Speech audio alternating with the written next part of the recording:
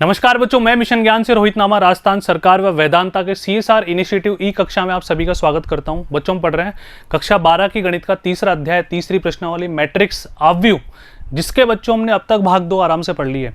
बच्चों भाग 1 और भाग 2 में मैंने तुम्हें बेसिक बातें पढ़ाई, उसका पूरा इंट्रोडक्शन दिया, मैट्रिक्स क्या होती है, उसको कैसे पढ़ेंगे, उसकी रिप्रेजेंटेशन क्या होती है। अब बच्चों नेक्स्ट जो पार्ट 3 में पढ़ने वाले हैं उसमें हम क्या पढ़ेंगे, मैट्रिक्स के प्रकार, यानी कि सारे टाइप्स ऑफ मैट्रिक्स हम पढ़ेंगे, है ना। एक एक बात को ढंग से समझने के बाद hand to hand video pause करके आपको नोट डाउन भी करना है। तो आइए पहला टाइप। बच्चों पहला टाइप आपके सामने पेश है, मैं ढंग से समझा रहा हूँ सारी लिखी हुई बातों को। पंक्ति मैट्रिक्स, यानी कि पंक्ति आव्यूह की बात हम कर रहे हैं, इसको रो मैट्रिक्स भी हम कहते हैं। जैसा कि मैंने तुम्हें पार्ट 2 वीडियो में समझाया था, पंक्ति मतलब रो, है ना, पंक्ति स्तंभ। तो जैसे पंक्ति मैट्रिक्स है, पंक्ति आव्यूह है, वैसे हमारे पास कॉलम यानी कि स्तंभ मैट्रिक्स भी आएगी। बहुत सारी बातें आएंगी ना, इसको पढ़ो ढंग से। एक पंक्ति वाले मैट्रिक्स को पंक्ति मैट्रिक्स कहते हैं, इसके नाम में इसकी परिभाषा छुपी हुई है बच्चों। कोई बोले पंक्ति आव्यूह क्या होता है साहब, जिसमें एक पंक्ति हो। अब एक पंक्ति हो, कॉलम के लिए तो कुछ नहीं बोला ना इसने स्तंभ के लिए तो कुछ भी नहीं बोला ना बालकों। तो हम क्या बोलेंगे जनरली, कोई भी मैट्रिक्स जैसे इसका ऑर्डर 1x5 हो, 1/5 की मैट्रिक्स हो, 1/2 की मैट्रिक्स हो, 1/3 की मैट्रिक्स हो, यानी कि पंक्ति केवल एक होनी चाहिए, स्तंभ 3 हो, 2 हो, 5 हो, 7 हो, 10 हो, उससे कोई फर्क पड़ने वाला नहीं है। फॉर एग्जाम्पल जैसे ध्यान से देखना, एक मैट्रिक्स मैंने ए ले ली, जैसे यहाँ पे देखो 1 2 3, अब सभी देख सकते हो बच्चों। इस ए आव्यूह में कितनी पंक्ति है, एक ही है। स्तंभ कितने हैं, 3 है, तो हम बोलेंगे 1/3, यानी कि पंक्ति आव्यूह हो गया, पंक्ति मैट्रिक्स हमारे पास हो गई। जैसे एक और लो, एक दूसरी मैट्रिक्स, दूसरा आव्यूह मैंने बी ले लिया बच्चों, इसमें ध्यान से देखो मैंने ले लिया 1 5, इसमें भी पंक्ति कितनी है, एक ही है, स्तंभ कितने हैं, 2। तो जिसमें केवल एक पंक्ति होगी उसको बच्चों हम क्या बोलेंगे, पंक्ति मैट्रिक्स बोलेंगे। ये सारी बातें हमारे प्रश्न करते समय भी ढंग से काम आएगी, तो ढंग से समझना। अब मैं आगे बढ़ूंगा, आपको वीडियो पॉज करके इसको पहले नोट डाउन करना है, ठीक है। आइए आगे बढ़िए। अब जैसे बच्चों देखो यहाँ पे इसने थोड़ा ऑफिशियल डेफिनेशन क्या लिख दी, AIJ M×N, M N कोटि पंक्ति मैट्रिक्स से यदि m बराबर 1 होगा, n बराबर कुछ भी हो, इसने कोई डिफाइन नहीं किया, ठीक है। m बराबर क्या होना चाहिए बच्चों, 1 होना चाहिए। वैसे बच्चों आगे बढ़ते हैं, स्तंभ मैट्रिक्स। अब तो तुम्हारे अंदर से अपने आप परिभाषा आ रही होगी ना सर, आप अब ये बोलोगे कि जिसमें स्तंभ 1 हो, पंक्ति कितनी भी हो, कोई फर्क नहीं पड़ेगा, यानी कि MN। तो m किसको शो करता है बच्चों, पंक्ति को, और n किसको शो करता है, स्तंभ को, यानी कि n का मान 1 होना चाहिए। ये लो बिल्कुल सही बात है, n का मान 1 होना चाहिए। फॉर एन एग्जाम्पल ध्यान से देखो, अगर मैं इस मैट्रिक्स की बात करता हूं बच्चों, इस वाली की, ध्यान से देखो ना, इसमें पंक्ति कितनी है सर, पंक्ति गिने तो आपने हमको लास्ट वीडियो में भी समझाया था कि यहाँ पे पंक्तियां बच्चों कितनी है, देखो 1 2 3, स्तंभ कितने हैं, 1, तो 3/1, है ना। यहाँ पे देखो दूसरे वाले में पंक्ति कितनी है बच्चों, 2, स्तंभ कितना है, 1, 2/1, और ये 1/1, पंक्ति भी 1 है, स्तंभ भी 1 है। स्तंभ 1 होना चाहिए, पंक्ति 1 हो, उससे फर्क नहीं पड़ेगा। बात समझ में आ गई सभी के। चलो आगे बढ़ते हैं बच्चों। यहाँ पे बहुत बढ़िया बात, 1/1 कोटि का मैट्रिक्स प्राय एकल मैट्रिक्स कहलाता है। जब 1/1 की हो ना, जैसे यहाँ पे देखो ये 5 है, अब इसमें हम बोलेंगे सर ये तो पंक्ति मैट्रिक्स भी हो गया, ये तो स्तंभ मैट्रिक्स भी हो गया, क्योंकि पंक्ति मैट्रिक्स की डेफिनेशन के अकॉर्डिंग आपने हमें क्या समझाया कि जिसमें एक पंक्ति हो तो सर एक पंक्ति है। स्तंभ मैट्रिक्स भी है, क्योंकि आपने इसमें यह भी समझाया था कि जब स्तंभ 1 हो तो स्तंभ मैट्रिक्स भी होगा। तो जनरली यहाँ पे नोट लगा के मैंने स्पेसिफिक क्या समझा दिया तुम्हें, 1/1 कोटि का मैट्रिक्स प्राय एकल मैट्रिक्स कहलाता है, जो कि पंक्ति व स्तंभ दोनों प्रकार का मैट्रिक्स है। बात समझ में आई क्या, इंग्लिश में सिंगलेटन बोलते हैं बच्चों इसको, ठीक है। बहुत छोटी छोटी बातें नोट डाउन करना। अब आगे बढ़ते हैं थोड़ा सा। तीसरा टाइप बच्चों होता है शून्य मैट्रिक्स, जीरो मैट्रिक्स पर ध्यान से पढ़ो। वह मैट्रिक्स जिसके सभी अवयव शून्य हो, यानी कि ऐसी मैट्रिक्स जिसके सभी अवयव क्या होने चाहिए बच्चों, शून्य होने चाहिए, उसको क्या बोलेंगे अपन, शून्य मैट्रिक्स बोलेंगे। इसको प्राय हम जीरो से व्यक्त करते हैं। ये जीरो नजर आ रहा है सभी को, जो मैंने पैक कर दिया इसमें, ये बच्चों आधा नया है, इसको सही कर लेना। AIJ एक शून्य मैट्रिक्स होगा, ठीक है। यहाँ पर फॉर ऑल IJ ये क्या होना चाहिए हमेशा, जीरो, यानी कि सारे अवयव इसके जीरो होने चाहिए, ठीक है। अब ध्यान से देखो यहाँ पे बच्चों, ये देखो 1 2 2/3 का शून्य मैट्रिक्स, देखो इसको रिप्रेजेंट किससे करेंगे, जीरो से करेंगे, 0 2/3 लगा दिया। 2/2 का शून्य मैट्रिक्स, ठीक है, 2/1 का शून्य मैट्रिक्स, खत्म बात। तो 3 बातें अपन ने पढ़ ली। पहली पंक्ति मैट्रिक्स, पंक्ति मैट्रिक्स में बच्चों हमने क्या पढ़ा, जिसमें पंक्ति 1 होगी, स्तंभ मैट्रिक्स जिसमें स्तंभ 1 होगा। जीरो मैट्रिक्स शून्य अवयव, इसके बारे में बच्चों हमने क्या पढ़ा, जिसके सारे अवयव शून्य होंगे। दिमाग में बैठ गया ना, बढ़े थोड़ा सा आगे। अब बच्चों ध्यान से देखो आगे, वर्ग मैट्रिक्स। अब जो वर्ग तो तुम 10वीं क्लास तक सभी पढ़ते आ रहे हो, है ना, इसकी चारों भुजाएं बराबर होती है ना, यानी वर्गाकार शेप बनेगी। अच्छा, वर्गाकार शेप बनेगी तो सर एक अंदाजा हम लगा सकते हैं, जिसका स्तंभ पंक्ति, पंक्ति स्तंभ दोनों बातें क्या होनी चाहिए, बराबर होनी चाहिए, तभी तो बनेगा, अदरवाइज कैसे बनेगा बच्चों। तो देखो यहाँ पे ये बोल रहा है, पंक्तियों व स्तंभों की संख्या समान हो उसे वर्ग मैट्रिक्स कहते हैं। ऑफिशियली m क्रॉस n और m, यदि बच्चों m क्रॉस n की जगह पे m बराबर n लगा लेना, ठीक है, थोड़ी सी एरर है, ठीक कर लेना, m बराबर n होगा। अब वो ऐसे ले लो जैसे एक मैट्रिक्स में लूँ 1 2 3 4, पता है पर m का मान क्या होगा, पंक्तियों की संख्या कितनी है 2, स्तंभों की संख्या कितनी है 2, यानी कि m का मान भी 2 है, n का मान भी 2 है, ये लीजिए, तो m बराबर n हो गया ना। जब m बराबर n होगा तभी हमारे पास बच्चों क्या बनेगी, वर्ग मैट्रिक्स बनेगी, वर्ग अवयव बनेगा। फॉर एग्जांपल देखो ये 3/3 हो गया, ये 2/2 हो गया, है ना। अब जब वर्ग मैट्रिक्स होते हैं ना तो उसको जनरली अपन क्या बोलते हैं, वर्ग मैट्रिक्स 3 कोटि की, तो उसको 3/3 बोलें ऐसा जरूरी नहीं है, आप 3 कोटि बोल दोगे तो भी समझ जाएंगे। भाई 4 कोटि की वर्ग मैट्रिक्स लिखो, यानी कि 4/4 लिखना है। 2 कोटि की वर्ग मैट्रिक्स लिखो, यानी कि 2/2 की मैट्रिक्स हमें लिखनी है। वो छोटी छोटी बातें हैं, समझ आ रही है बच्चों, आगे बढ़ो। बच्चों ये जो विशेष बातें होती हैं इनको ढंग से पढ़ लेना। वर्ग मैट्रिक्स के अवयव जिनके i j बराबर होते हैं। अब बच्चों i और j कब बराबर होंगे, जब a 11 होगा, ठीक है, पहली पंक्ति में, पहली पंक्ति पहला स्तंभ, दूसरी पंक्ति दूसरा स्तंभ, यानी कि ये 22 होगा, तीसरी पंक्ति तीसरा स्तंभ जब a 33 होगा, चौथी पंक्ति चौथा स्तंभ a 44 होगा, पांचवी पंक्ति पांचवा स्तंभ जब a 55 होगा, यानी कि जब i बराबर j होगा तो बच्चों उसको हम क्या बोलते हैं, ध्यान से पढ़ो, विकर्ण अवयवों को मिलाने वाली रेखा मैट्रिक्स का मुख्य विकर्ण कहलाती है। यानी कि ये जो जब i बराबर j होता है ना बच्चों, यानी कि a11 a22 amn विकर्ण के अवयव डायगोनल एलिमेंट्स कहलाते हैं, यानी कि वो विकर्ण के अवयव कहलाते हैं। यदि किसी वर्ग मैट्रिक्स में हम विकर्ण की बात करें तो यहाँ पे देखो बच्चों a11 a22 a33, यानी कि 1 5 9 इसके मुख्य विकर्ण है ना, मुख्य विकर्ण के अवयव, प्रिंसिपल डायगोनल इसको बोलते हैं हमेशा। देखो ये वाला, ये प्रिंसिपल होगा यहाँ पे, इधर वाला ऐसे हाथ चलाएंगे ना अपन यूं, ऐसे जैसे वर्ग की बात करें विकर्ण तो 2 होते हैं, 1 और 2, लेकिन इस वाले को हम मुख्य विकर्ण बोलते हैं बच्चों। इसमें देखो a और d मुख्य विकर्ण के अवयव है, डायगोनल एलिमेंट्स बोलते हैं इनको अपन, ठीक है। तो देखो a के विकर्ण अवयव 1 5 9 और b के विकर्ण अवयव a, d, वो छोटी छोटी बातें है ना, आ रही समझ में बात, आगे बढ़ते हैं। मैट्रिक्स का ट्रेस, बच्चों ट्रेस की बात करते देखो और पढ़ो, विकर्ण के अवयवों का योग। यदि किसी वर्ग विकर्ण में, सॉरी वर्ग मैट्रिक्स में जब हमारे पास स्क्वायर मैट्रिक्स होगी, उसके विकर्ण के अवयव, मुख्य विकर्ण के अवयव, उसमें जो भी अवयव होंगे उनका सम उस मैट्रिक्स का ट्रेस कहलाता है बच्चों। जैसे इस अवयव की बात करते हैं अपन, तो इसमें 1 5 9, अगर ए मैट्रिक्स का, मैट्रिक्स ए यानी कि अवयव ए का यदि हमें ट्रेस निकालना है तो बच्चों क्या करेंगे, इन तीनों का सम हम करेंगे, तीनों को जोड़ देंगे, 1 और 5 6, 9 और 6 15, ठीक है। बी की बात करें तो a प्लस डी, क्योंकि यहाँ पे वैल्यू तो है नहीं तो हम a प्लस डी लिख के छोड़ देंगे यहाँ पे ना, तो यहाँ पे भी देखो यही बोलना चाह रहा है। ट्रेस ऑफ a इसको ऐसे शो करेंगे, यदि मैट्रिक्स a का ट्रेस निकालना है तो छोटा tr लिख दो, ठीक है, tr a 1 + 5 + 9 15 आ गया, tr b a plus D आ गया। ये कुछ बेसिक बातें हैं जो आपको, ये जो a की पावर t लिखा हुआ है ना बच्चों, ये ट्रांसपोज होता है, परिवर्त होता है, ये थोड़ी देर बाद में आपको समझ में आएगा, तो इसको एक बार नोट कर लेना।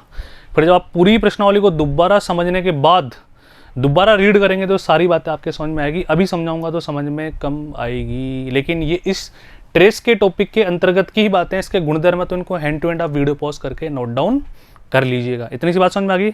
ट्रेस क्या होता है साहब, मुख्य विकर्ण के अवयवों का सम, योगफल हमारा उस मैट्रिक्स का क्या कहलाएगा बच्चों, ट्रेस कहलाएगा, ठीक है। आगे बढ़ते हैं। विकर्ण मैट्रिक्स, बच्चों विकर्ण मैट्रिक्स के लिए उसका वर्ग मैट्रिक्स होना तो जरूरी है ही है, इस बात का बिल्कुल ध्यान रखना। यदि किसी वर्ग मैट्रिक्स के मुख्य विकर्ण के अतिरिक्त अन्य सभी अवयव शून्य हो, यानी कोई आपसे पूछ ले विकर्ण अवयव क्या होगा, तो सबसे पहले दिमाग में बिठा लेना विकर्ण कब निकालेंगे, जब वर्ग मैट्रिक्स होगी, ठीक है। अब वर्ग मैट्रिक्स और विकर्ण मैट्रिक्स में फर्क क्या होगा, वर्ग मैट्रिक्स में m बराबर n होता है, यहाँ पर बच्चों m बराबर n तो होगा ही होगा, लेकिन जो मुख्य विकर्ण के अवयव है उनके अलावा सारे एलिमेंट, सारे अवयव बच्चों शून्य होने चाहिए, तब हम मानेंगे, ठीक है। जैसे यहाँ पे आ जाओ, देखो A11, A22, A33, ये जो ये वाला मुख्य विकर्ण है, इनके अलावा सारे बच्चों के यहाँ शून्य है ना, इसको हम विकर्ण मैट्रिक्स कह सकते हैं। फॉर एन एग्जाम्पल देखो विकर्ण मैट्रिक्स, ठीक है, यानी कि विकर्ण, मुख्य विकर्ण के अवयवों के अलावा बाकी सारे बच्चों शून्य नजर आ रहे हैं क्या, इसमें भी देख लो, मुख्य विकर्ण के अलावा बाकी सारे अवयव शून्य नजर आ रहे हैं क्या, तो इन दोनों को हम बच्चों क्या बोलेंगे, विकर्ण मैट्रिक्स। अब जब वर्ग मैट्रिक्स को रिप्रेजेंट करते हैं तो जनरली हम क्या बोलते हैं बच्चों, 3 कोटि का, 2 कोटि का, 5 कोटि का, 6 कोटि का, ऐसे अपन बोलते हैं ना। लेकिन यहाँ पे अगर विकर्ण मैट्रिक्स की बात कर रहे हैं तो देखो डायगोनल 4, 5, अगर विकर्ण शो करना है तो आप DIAG की जगह ऐसे भी लिख दो, विकर्ण बात एक ही है, 4, 5, तो मान्य होगा वो, इस बात से बिल्कुल टेंशन लेने वाली कोई बात नहीं है। ये 3 कोटि का है, ये 2 कोटि का है, ठीक है। अब यहाँ पे देखो, जब मैंने तुम्हें समझाया था कि 3x3 लगाना जरूरी नहीं होता, वर्ग मैट्रिक्स की डेफिनेशन समझाते समय 2x2 लगाना जरूरी नहीं होता, हम कोटि बोल के छोड़ देते हैं, है ना। अब यहाँ पर कोटि बोल के छोड़ रहे हैं, तो जब 3 और 2, जैसे m और n दोनों को डिफाइन ना किया जाए, क्योंकि m बराबर तो n होगा भाई, m बराबर n होगा ना, तो वहाँ पर तो हम वर्ग मैट्रिक्स लिख रहे थे। यहाँ पे अगर विकर्ण मैट्रिक्स लिखा जाए तो हम क्या समझ जाएंगे कि 3x3 की एक मैट्रिक्स का जिसके विकर्ण के अलावा बाकी सभी अवयव शून्य है। 2x2 की एक मैट्रिक्स है जिसमें विकर्ण के अलावा सभी अवयव शून्य है, मुख्य विकर्ण के अलावा। जब मैं विकर्ण बोलूँ तो विकर्ण से तात्पर्य समझ जाना, मुख्य विकर्ण की बात कर रहे हैं अपन, ठीक है। चलो, अदिश मैट्रिक्स, यदि किसी विकर्ण मैट्रिक्स, अब बच्चों वे विकर्ण मैट्रिक्स की ही बात कर रहा है, अदिश के लिए विकर्ण मैट्रिक्स का होना जरूरी है और विकर्ण मैट्रिक्स के लिए वर्ग मैट्रिक्स का होना जरूरी है, ठीक है, कि विकर्ण के सभी अवयव समान हो तो उसे अदिश मैट्रिक्स कहते हैं। अब बच्चों ध्यान से सुनो, पहली बात, विकर्ण मैट्रिक्स क्या होती है, ऐसा वर्ग अवयव, ऐसी वर्ग मैट्रिक्स जिसमें मुख्य विकर्ण के अलावा सभी अवयव क्या होंगे बच्चों, शून्य होंगे, ठीक है। अब वो मुख्य विकर्ण के अवयव डिफरेंट भी हो सकते थे, जैसे हमने थोड़ी देर पहले देखा था 1, 5, 9 भी आ रहा था, है ना, 2, 3, 4 भी आ रहा, AD कुछ भी आ जाए, ठीक है। लेकिन अदिश मैट्रिक्स बच्चों क्या होगी, स्केलर मैट्रिक्स। विकर्ण मैट्रिक्स तो होगी, यानी कि मुख्य विकर्ण के अलावा सारे अवयव शून्य तो है ही, लेकिन जो मुख्य विकर्ण के अवयव वो समान होने चाहिए, तब उसको अदिश मैट्रिक्स हम बोलेंगे। बात समझ में आ गई। जैसे देखो यहाँ पे देखो, छोटा सा एग्जाम्पल लेता हूँ, जैसे मैंने ले लिया 2, 0, 0, 2, इसके मुख्य विकर्ण के अवयव के अलावा सभी शून्य है, तो विकर्ण मैट्रिक्स तो है। क्या मुख्य विकर्ण के सभी अवयव समान है, सर समान है, इसका मतलब एक अदिश मैट्रिक्स है, एक अदिश अवयव हमने प्राप्त कर लिया। 3x3 की भी हो सकती है, देखो ऐसे 3, 0, 0, 0, 3, 0, 0, 0, 3, ये भी एक अदिश मैट्रिक्स है। मतलब कंफ्यूज मत हो ना, बहुत सरल डेफिनेशन से दिमाग में फिट हो जानी चाहिए, ठीक है।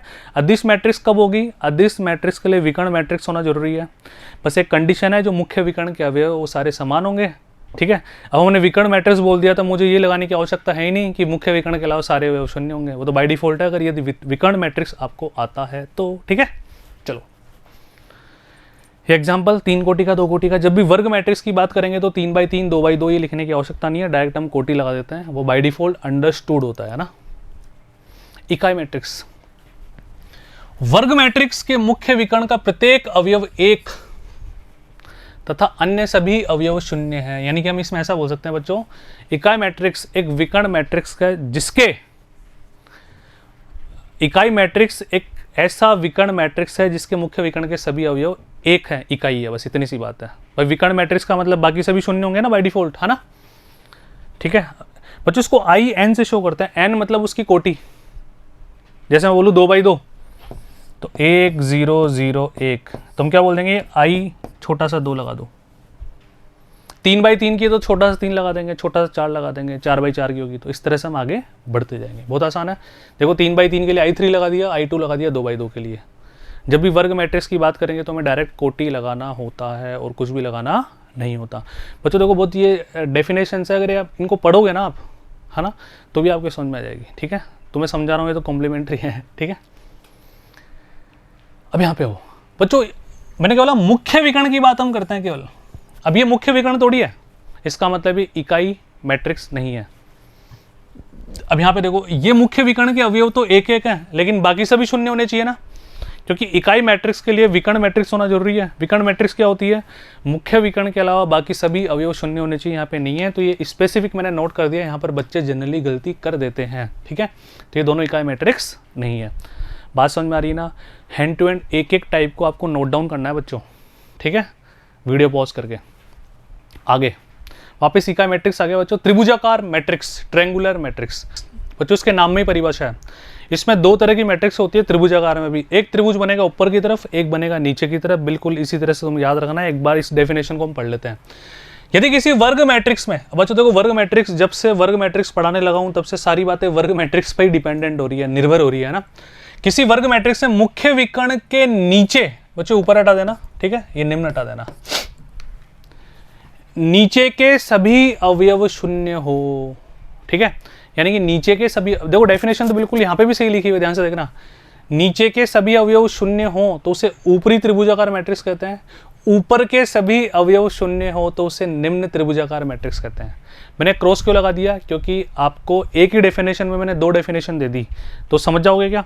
तो समझ जाओगे तो कोई दिक्कत वाली बात नहीं है बच्चों। ध्यान से देखो, एक सेकेंड, इसी में समझाता हूँ, फिर तो मैं इसको काट के भी समझा दूंगा। ध्यान से देखो ना बच्चों, ब्रैकेट वाला मत पढ़ना, इसका मतलब स्लैश है ना, ऐसे लगा लो, अब तुम्हें ढंग से समझ में आएगा। ध्यान से देखना, यदि किसी वर्ग मैट्रिक्स में मुख्य विकर्ण के नीचे, ऊपर नहीं पढ़ना, नीचे के सभी अवयव शून्य हो तो उसे ऊपरी त्रिभुजाकार मैट्रिक्स कहते हैं। ऊपर के सभी अवयव शून्य हो तो उसे निम्न त्रिभुजाकार मैट्रिक्स कहते हैं। सर ये बात समझ में नहीं आई बच्चों, बहुत आसान है, एग्जाम्पल से समझाता हूँ। ध्यान से देखो, ये हमारा मुख्य विकर्ण है, इसके नीचे के सभी अवयव शून्य है क्या? तो इसको बोलेंगे ऊपरी त्रिभुजाकार मैट्रिक्स।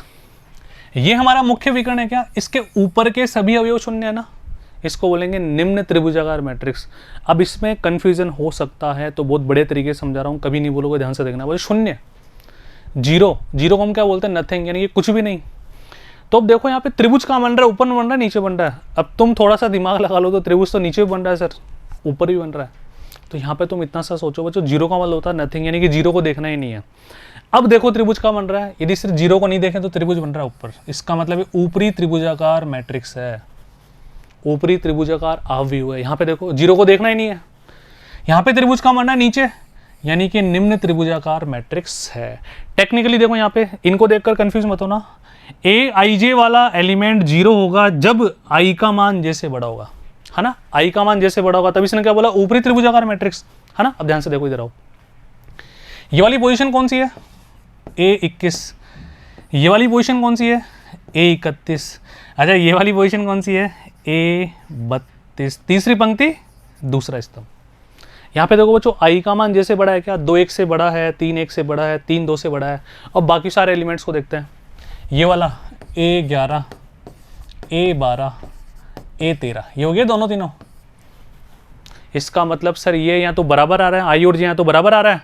देखो यहाँ भी आई और जे बराबर है, यहाँ पे जे बड़ा है, ठीक है। इसका मतलब ये बोलना चाह रहा है कि जब आई का मान बड़ा हो, आई का मान बड़ा हो और वहाँ पे शून्य आ रहा हो, इसका मतलब वो ऊपरी त्रिभुजाकार मैट्रिक्स होगी। और निम्न त्रिभुजाकार मैट्रिक्स के लिए बच्चों क्या बोलेंगे? आई का मान जैसे छोटा होना चाहिए। ये तो टेक्निकल डेफिनेशन होगी, दिमाग में क्या रख लो? ऊपर त्रिभुज बने तो ऊपरी त्रिभुजाकार, नीचे त्रिभुज बने तो निम्न त्रिभुजाकार मैट्रिक्स कहलाती है। तो जो यहाँ तक की बातें समझ में आ गई। अब अगले वीडियो में बच्चों हम पढ़ेंगे मैट्रिक्स के योग, व्यकलन, गुणनफल, यानी इनका एडिशन कैसे करेंगे, सब्ट्रैक्शन कैसे करेंगे, मल्टीप्लिकेशन कैसे करेंगे, और वहाँ से बहुत अच्छे अच्छे क्वेश्चंस बनते हैं। लेकिन ये टाइप्स जो मैंने तुम्हें इस वीडियो में पढ़ा है, तुम्हारे दिमाग में ढंग से बैठ जाने चाहिए। किसी भी डेफिनेशन में कोई कन्फ्यूजन नहीं है। आप एक बार और दोबारा वीडियो देख लो, कॉपी में प्रॉपर नोट्स बना लो जैसे बोर्ड पर लिखा हुआ है, बिल्कुल मज़ा आ जाएगा। दुनिया में कोई ताकत आपको रोक नहीं पाएगी आगे बढ़ने से। मिलते हैं बच्चों अगले वीडियो में। धन्यवाद।